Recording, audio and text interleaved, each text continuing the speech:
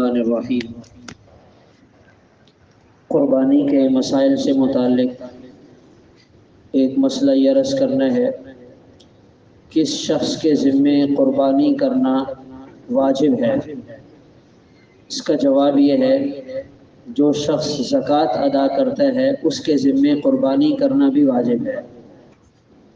جس پر زکوٰۃ فرض ہے تو اس کے لیے قربانی کرنا بھی ضروری ہے۔ اسی طرح اگر کوئی شخص زکوٰۃ تو ادا نہیں کر رہا، مگر جب قربانی کے دن آتے ہیں اس کے پاس اتنا پیسہ جمع ہو جاتا ہے جس پر زکوٰۃ فرض ہوتی ہے۔ مثال کے طور پہ 52.5 تولہ چاندی کی قیمت اس وقت دیکھ لی جائے، غالباً 1,20,000 کم و بیش یہ اتنی رقم بنتی ہے۔ تو اگر کسی کے پاس اتنی رقم اس وقت آ جاتی ہے تو اس پر قربانی واجب ہو جائے گی، اس کے لیے قربانی کرنا ضروری ہے۔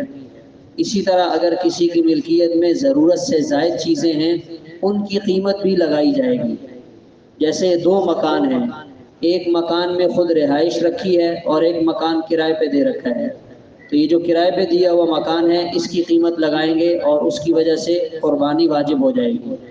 یہ اپنا مکان ہے، خود کرائے پہ رہ رہے ہیں اور اس کو بھی کرائے پہ دے رکھا ہے، تو جو کرائے پہ دے رکھا ہے اس کی قیمت لگے گی اور اس کی وجہ سے قربانی واجب ہو جائے گی۔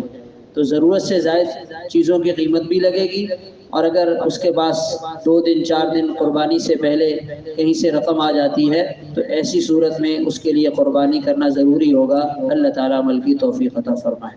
اللہ صلی علی سیدنا۔